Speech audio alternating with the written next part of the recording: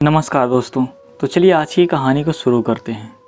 सुरेश कल ही रात को अपने चचेरे भाई गोविंद के घर आया है और आज गोविंद काम के सिलसिले में अपने मालिक से मिलवाने ले जा रहा है। गोविंद के कहने पर उसके मालिक ने सुरेश को वहां पर चौकीदार का काम दे दिया है, वो भी नाइट शिफ्ट में। सुरेश को वहां काम करते हुए काफ़ी समय बीत चुका था और अब उसकी सोसाइटी के लोगों से जान पहचान भी होने लगी थी। स्वभाव से हंसमुख सुरेश सभी को पसंद आ रहा था। एक बार रात के 11:15 बजे सुरेश हमेशा की तरह सोसाइटी के मेन गेट पर खड़ा था। तभी उसे एक बूढ़ी औरत गेट की ओर आती हुई नजर आती है। जब वो बूढ़ी औरत गेट के पास पहुंची तो सुरेश ने उससे पूछा, माता जी आपको कहाँ जाना है? इस पर वो औरत बोली, मेरा बेटा सामने वाले फ्लैट में रहता है, मैं उसी से मिलने जा रही हूँ।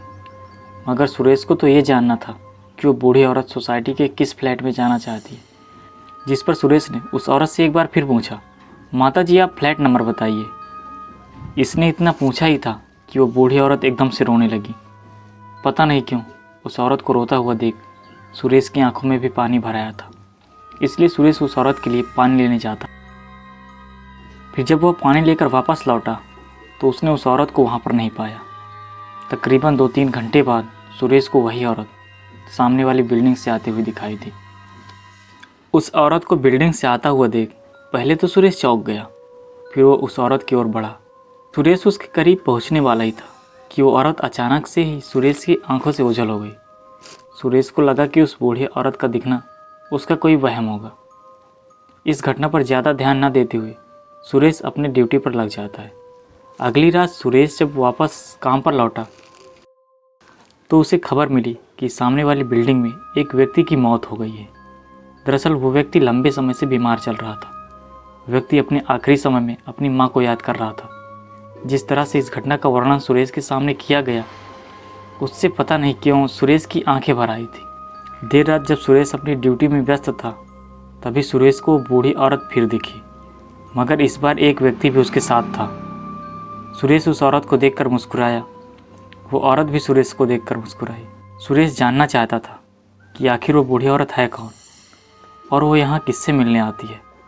लिहाजा सुरेश ने उस महिला को आवाज़ देते हुए कहता है, अम्मा जी ज़रा सुनिए तो। सुरेश के 3-4 बार आवाज़ देने के बाद भी उस महिला का कोई जवाब नहीं मिला। सुरेश इससे पहले कि उस महिला की ओर बढ़ता, पीछे से किसी ने सुरेश को आवाज़ लगाते हुए कहा, अरे सुरेश भैया अकेले अकेले किससे बतिया रहे हो, पगला गए हो क्या? सुरेश ने पीछे देखा तो पाया कि विनोद है, उसके साथ का कर्मचारी। सुरेश विनोद को देखकर जवाब देते हुए बोलता है, अरे नहीं विनोद भैया, हम तो इन माता जी से पूछ रहे थे कि आखिर आप हैं कौन। इस पर विनोद चौंकते हुए बोलता है, कौन माता जी, यहाँ तो कोई नहीं है। जब सुरेश ने पीछे मुड़कर देखा तो उसने पाया कि वहाँ पर फिर से कोई नहीं है, मगर इस बार साफ हो गया था कि ये उसका कोई वहम नहीं। फिर उसे पता चला कि दरअसल वो बूढ़ी औरत उसी व्यक्ति की माँ थी जो कल मरा था।